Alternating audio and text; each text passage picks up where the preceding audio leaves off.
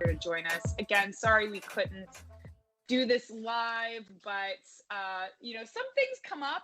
Jason's a busy guy. He's going from game calling to game calling. And where were you tonight when everything was going down? I was down in Peachtree City. You can probably hear the rain hitting my car right now. I was covering for our good friend Jessica Charman doing WPSL at Peachtree City MOBA in North Alabama. And they pushed the game time up by 10 minutes to try to avoid the storm that has come through. They almost got it right. If they'd pushed it up by about 15 minutes, I think they would have been okay. Because the power went out in the second half. Oh yeah, for about 5 minutes. The lights go down. Everything goes down. Our stream never comes back up in time. About 5 minutes after the lights come back and they get started, it's in, I think the clock was at 89:30, and there's probably going to be 4 or 5 minutes of stoppage time. And then it's the craziest thing I've ever seen. And this is why we're so good that Atlanta United plays in an indoor stadium. It's completely fine. No rain, no nothing. And then sheets of rain come from one side to the other. Everybody goes off running. And then it stops. Then there's no rain. Then it comes back. Then the wind comes and blows all the tents away, and everybody takes off. And game was stopped and called with about 5 minutes of stoppage time on the clock and 30 seconds of regulation to play. Good time. Yes, very, very, very lucky. Very lucky that we have the beautiful Mercedes-Benz with the retractable roof for instances like this. But you know what stadium doesn't have a retractable roof, Jason? What stadium is that? That would be Inter Miami, which, as you were well aware, dropped some very fascinating, well, not necessarily Inter Miami, but MLS dropped some fascinating news while you were calling a game. So if you have not heard by this point in time, MLS announced Inter Miami's sanction for a slew of violations. It's about time. I know. And, we've had these discussions about what would be appropriate for punishment. I'm just going to go over some very brief bullet points, and then we can talk about whether you think their punishment is justified or whether you still feel like there's a little bit lacking here. So the club has been fined $2 million. Jorge Mas was fined $250. Paul McDonough, shocking, obviously was released from Atlanta United, but also was suspended through 2022 season. Blaise Matuidi and Andre Reyes should have been DPs. So not only did they have 4 DPs, they had 5 DPs. And the budget hits underreported for Vigal, LGB, and Carranza. So basically, they had 5 DPs. Just wanted to let you know that, and they paid 3 dudes under the table. Not to mention they finished in 10th in the Eastern Conference, and they lost to Nashville in the play-in round for the playoffs. So it really did Miami good to, have 5 DPs and pay 3 under the table. I mean, it's madness. We knew about the Blaise Matuidi part. Didn't know anything about the Andres Reyes part. Didn't know anything about the other 3 guys. And I mean, I don't know how they underreported their budget charges. I mean, did Jorge Mas sign them to some separate deal? Was he paying them to do something else? I don't even get it. I don't know how this happens. This is not supposed to happen in a league structured like MLS, where it is structured as a single entity. Contracts go through the league office. How do you mess this up to this degree? I need an expose. I need to hear the whole story of how this happened. Now, the shocking element to it, because when this was initially reported, it was made very clear in multiple outlets that Paul McDonough had nothing to do with it. Right. Nothing to do with it. And now he's the individual taking the biggest hit from a punishment standpoint. because he's suspended from MLS activities through the 2022 season. And I think he can appeal for reinstatement at the beginning of the 22 season. But what happened? Yeah.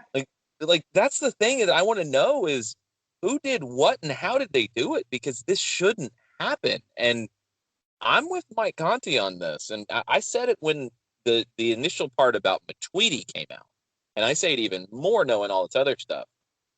If you are the Chicago Fire, who finished 11th, and remember 10 teams made the playoffs last year, and you missed out on the playoffs to a team that had 2 extra designated players and 3 other guys that had their budget charge manipulated, I would be screaming at the league office because they didn't get a playoff opportunity and Miami did. That's got to be a points deduction. I know that the fine is substantial. The fine to Jorge Mas is substantial. The punishment to Paul McDonough, obviously, it's very substantial. The budget charge part of it going forward, like they're going to be hit cap-wise for a couple of years. That's substantial. But they got into the playoffs in a season where they broke the roster rules. They should have had a points deduction this year of, I mean, I don't know, pick a number, anywhere between 10 and 15 points, in my opinion. They should have no chance of getting into the playoffs unless they almost go undefeated this year. It's a horrible breach of the rules. And Chicago should be angry. I mean, Atlanta should be angry about what happened last year because they weren't far out of the playoffs. And, you know, if you go back and start figuring out, like, okay, Reyes played here and Matuidi played here, and they shouldn't have played because they shouldn't have been on the roster because they didn't have designated player spots, then, yeah, I mean, you can go through a lot of teams who should be feeling hard done by here. There should have been a point deduction on top of all this, in my opinion. Okay, so you feel like the punishment was not fitting of the crimes. I guess. I mean, I'd love to know what all the crimes are because I still want to know how this happened. Right. I mean, obviously MLS is saying Miami did something wrong, but what did MLS do? Because the contracts had to be approved, is my understanding. So how did that go down? I don't get it. But there should have been, in addition to everything that we know, and we don't know exactly what Jorge Mas did. We don't know exactly what Paul McDonough did. We don't know exactly how any of that went down. But they've been punished. The club's been fined. All that's fine. The points deduction should have happened because Miami got into the playoffs and they should have. And they should have to take a hit on that in the next season. So, I mean, that just feels like a no-brainer to me. If I'm one of the teams that missed out on the playoffs last year in the Eastern Conference, and Atlanta's one of them, Chicago was the next in line. They should be leaving lots of messages at MLS HQ tonight. Yeah. Well, it'll be interesting to see what further results come of this. I mean, as you said, as any league team doing right now would probably be asking why was budgets approved then if there were so many weird things going on with Miami's roster. So it'll be very interesting for sure. Another piece of news that came out while you were also calling a game is that we have waived Jack Gurr. I know there was a little bit of talk of him possibly being loaned to Aberdeen. Do we know any bit of why this happened? No, I haven't heard of two last night and did get a red card late in that match, but played very well on the card. Everything that had been rumored in the Scottish media was that he'd be going to Aberdeen on loan, which makes a lot of sense. Stephen Glass is there. He brought him into the twos program. Stephen and Tony Annan. Stephen coached him with the twos.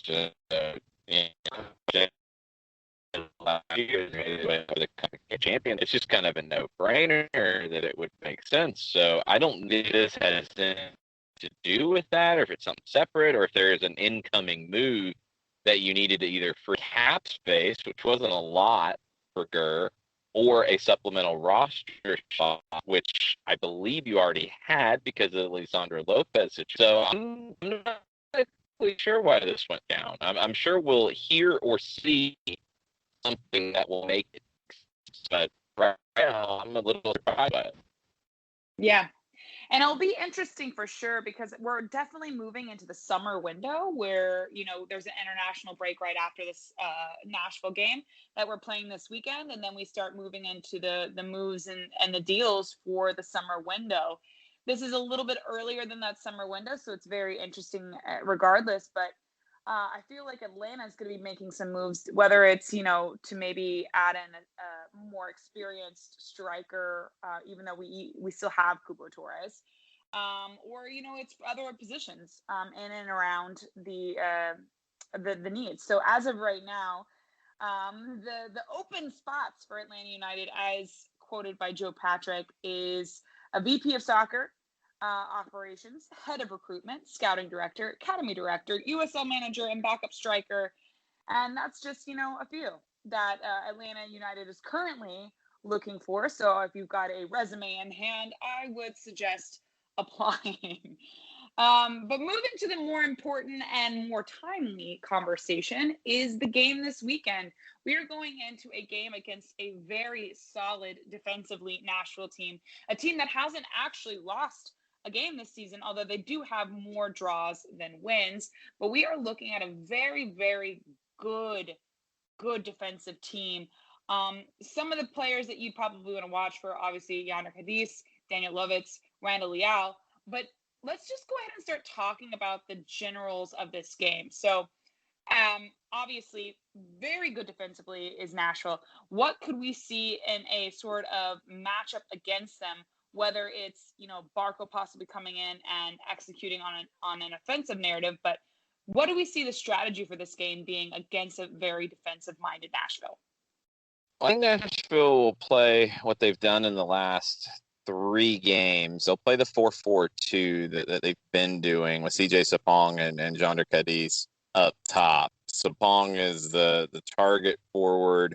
They can play to him long if they want to bypass the midfield, which they typically do on the road. Sapong can knock it down and bring Cadiz and also bring Randall Leal and Alex Muil into the game. They're technically wingers, but they're very free to tuck inside and come find the game. And the reason they can do that is the back four for Nashville is so strong, and the 2 holding midfielders, Dax McCarty and Anibal Godoy. That back 6 allows the front 4 to have a lot of freedom in their structure outside of Sapong. Sapong is going to be that focal point, that target. The other 3 kind of roam around and find the game. We saw it in the goal against Austin and ended up winning it last week for Nashville. Cadiz drifts out wide, puts it across to Leal, cutting in from the left wing. There's your goal. That's the difference. For Atlanta, 2 up top and 1 being a target forward, you'll probably see 3 center backs. And Alan Franco is available for this match. We don't know how long he could go, but he is available here. Anton Walks, Miles Robinson have been excellent. We've seen Santiago Sosa be that 3rd center back from time to time. Is Franco available to start, moving Sosa a little bit higher up the field? Maybe, maybe not.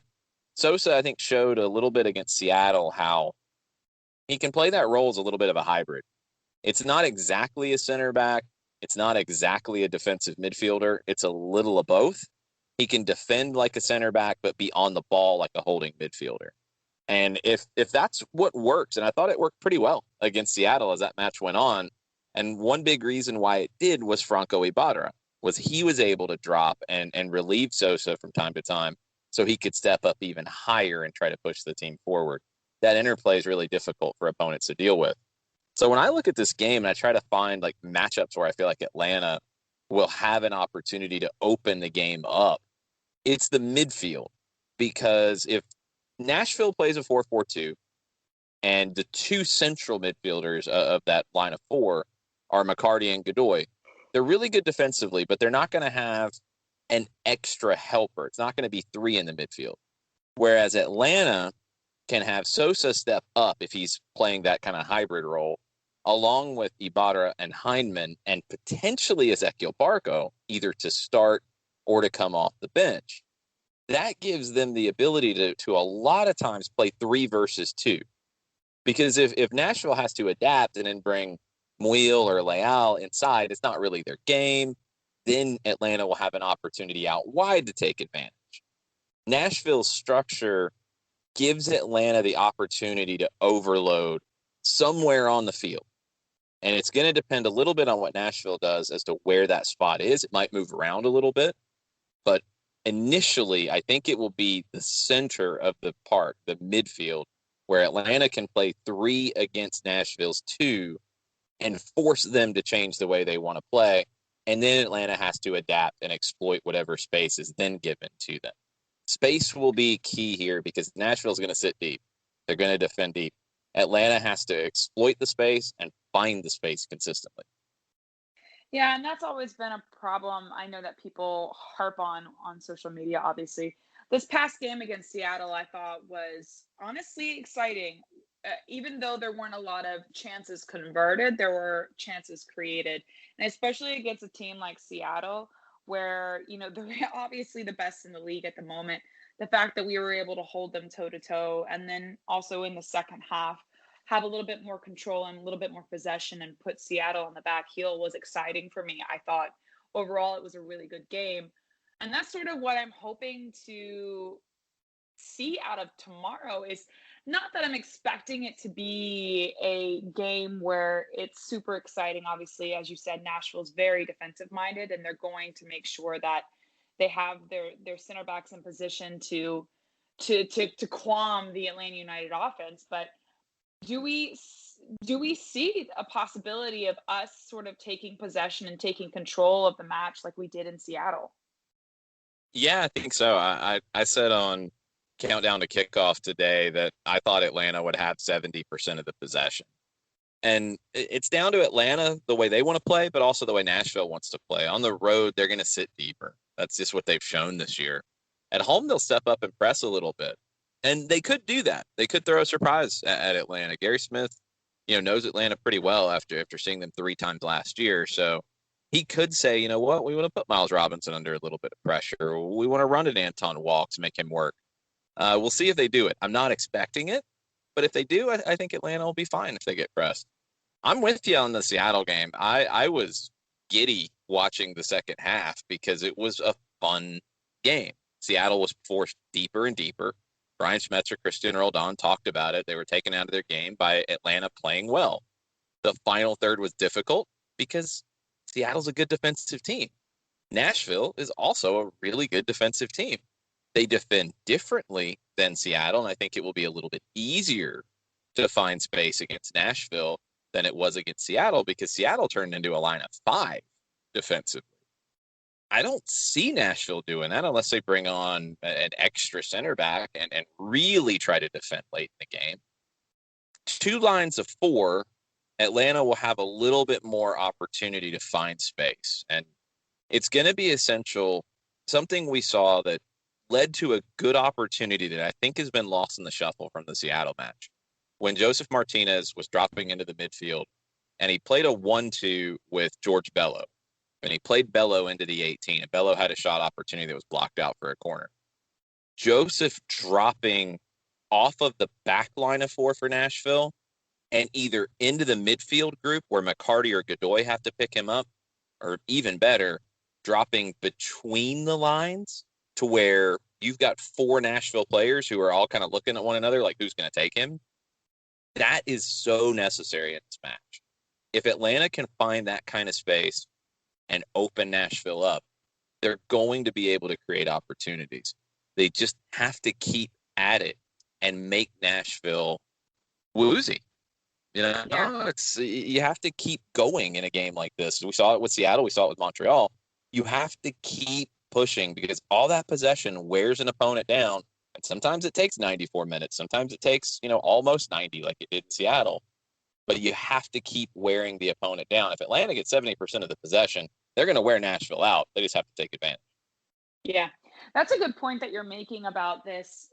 And it's not even a new identity. I mean, I know that you've talked about this before, and numerous occasions after that Seattle game. It feels like people are shocked again for some reason with Joseph dropping. But that you do bring up a very good point of the fact of that Joseph is a threat no matter where he is on the field. Even if he drops back defensively, you still have to be very aware of his presence because in a moment you could be lazy, not look around, not look and see, who's behind you or who's beside you, and you lose possession. And then and then it's a turn, and then Joseph's off to the races towards your final third. So that's a very good point you're making. The fact that even though Joseph's dropping a lot deeper than where people want him to be, he's still absolutely a threat anywhere on the field. So even if he's dropping further down the field than we want him to be, people have to pay attention. People have to give him the credit to follow him, to mark him, to do these types of things, and it opens up lanes for other people. So that being said, I mean, obviously, I'm expecting Joseph to start, but let's talk about that offensive trio. Are we seeing Mulroney start this game? I mean, I obviously feel like he's earned it in the past couple showings, but do we see him as starting this game or coming off the bench as a super sub as he has been? I think some of it depends on Barco. If Barco's able to start, maybe Mulroney is still a super sub to come off the bench. If Barco's not able to start, but he can play, and he becomes the super sub, maybe Mulroney gets the start. I think for a young player like Eric Lopez, it's easier for him to impact the game from the start as opposed to coming off the bench. Mulroney has been that offensive change of pace for Atlanta United, for Gabriel Heinze, that he's needed. Yeah, those are absolutely valid points. And one of the things that I thought of this past week that sort of struck me is people need to really look at these impact subs the way that, Tata Martino used to Tito Villalba, right? So he came off at very crucial, or came onto the game in very crucial moments where we needed a spark, we needed a lot of energy, we needed the other team to really be aware that, we're not obviously playing the rest of the game safe. And it's moments like that when Tito comes on, when he becomes an absolutely impact threat, that, Atlanta became, I think, what people expect to see on a day in, day out basis. So a lot of what you're saying, I think, is prevalent to the fact that I find Jake Mulroney to be a lot like Tito, a lot of that like impact sub, absolutely changing just the pace of the game, and as stereotypical as it seems, a real game changer. So I think that's a very valid point. But one of the things, and before we end the call, I definitely want to get this out. Obviously, we talked and we continue to talk about how Nashville is a very defensive team. Who is the player we see as being the key to having us walk out of the bins tomorrow night with 3 points in hand? I think the player from Nashville that has to be shut down is Randall Leal. And he's the one who terrifies me the most because out on the break, he can really cause problems. So if you've got to worry about him, because we know Nashville's going to sit, we know they're going to defend deep. That part we know. Atlanta has to break that down. We know that part. But how Nashville can hurt you when you're trying to break a team down and you can't break them down and they're able to hit on the break, it's usually Leal who hurts the opposition. I think it's Brooks Lennon. I think Lennon becomes really critical in defending Randall Leal on that side of the field, but also making Leal have to defend him and getting forward. And Brooks Lennon has shown this season that he's one of the most accurate crossers in Major League Soccer. He's one of the best from dead ball situations as well. He has to continue to provide the level of service that he has because it'll make it harder for Randall Leal to impact the game in the attacking end. And if Brooks is creating opportunities, they're going to start to fall here at some point. Joseph Martinez is going to get on a run. Ezequiel Barco, if he comes in, we know what he can do in the final third. On that back post, if Marcelino Moreno can continue to get on the end of some of these, I think Brooks Lennon becomes more and more important as Atlanta's offense starts to fire more and more. Yeah, absolutely. All right. What do you foresee the score line being at the end of full time tomorrow? I think it's going to be a tight one. If I had to pick a score line, it would be 1-0 Atlanta because I think Nashville is going to play not necessarily for a draw, but they're going to play to stretch this game out as far as they can before they have to really come out and play and attack. And I think Atlanta's going to prevent them from doing that. They're going to wear them down, and that possession is just going to wear Nashville down, and it'll be a second half winner for Atlanta. I think they're playing really well, and Nashville is too. But if they come in to just defend, I think we've seen it the last 2 weeks. Atlanta doesn't quit. They keep going, and they keep breaking teams down. And the win over Montreal, I think, was the start of this. The result in Seattle was a great result. And I think you finish this run with 3 points at home against Nashville going into the international break. Yeah. I was going to also say the scoreline that you just said, but now I can't do that. So I'm You going to can. No, I don't want to. I'm gonna say 2-0 Atlanta. They score in the first half. Nashville fights like heck to get level in the second, and we're gonna have another late match goal to round out those 3 points for tomorrow. As always, thank you for joining us. We look forward to having all of you guys hang out with us in the bins tomorrow. Kickoff, I'm assuming, Jason, when's the exact kickoff? 3:38, I believe. Set for 30. We'll have our five strikes countdown on that.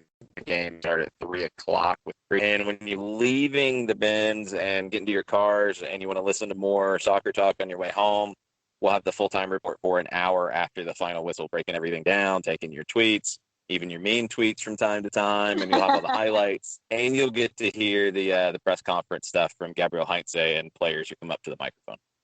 Yeah, that's been a real joy for me. Even if I'm not able to actually get it while it's live on radio, I know 92.9 The Game still has Off the Woodwork podcast that post on their Odyssey channel. So be sure to check that out, because you can pretty much listen to it any day of the week, or re-listen to it, or just go to sleep listening to it if you like the sultry sounds of Jason Longshore and Mike Conti in your ears as you start to snooze. Jason, where can they find you? Longshoe on Twitter. You can also make sure you're following at Soccer Down Here when we drop all these crazy content for you. Exactly.